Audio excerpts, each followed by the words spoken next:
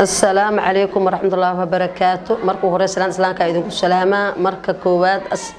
إلى وحام هدان إسكالا إلهي سبحانه وتعالى ما دام هاي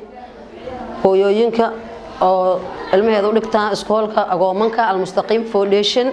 الحمد لله رب العالمين المهسان كمدها أقومنكا والد كودان هاي إلهي أما هاد إسكالا مركو هوريسو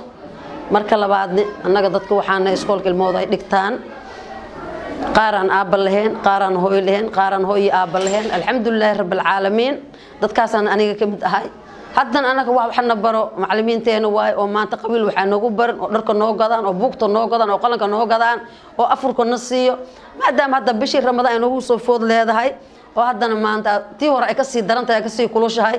soonkan wax yar uu afurku uu ka dhiman yahay wax lagu afurna aan haysanin marka asal badan kaana kaalmay jirta haddana Ilaahay subhanahu wa ta'ala wuxuu idinku soo dhibaadan ka idinku sugeena Ilaahay ku wada ka idinku sugeena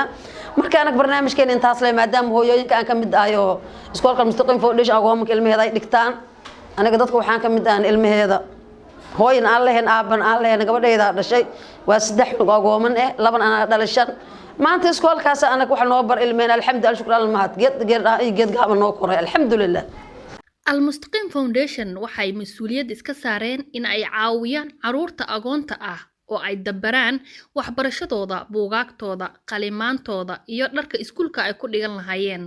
iyaga oo kaashanaya dadka Soomaaliyeed waxaad sanadkii bixin kartaa $360 ama 6 bilood 180 ama xitaa 3 bilood $90 oo kaliya si aad u caawiso wiil ama gabar yar oo agoon ah oo aan haysan waxbarasho iyo garab adigoo helaya xiriirka qofkaad waxbarashadiisa damaanad qaaday waxa kaliya adduun iyo aakhira ku anfacaya waa sadaqo waliba agoonta waa laga dardaarmay shaah iyo shaxaad shilimaad aad ku bixiso ha ku badbaadi waynin qof dhan mustaqbalkiisa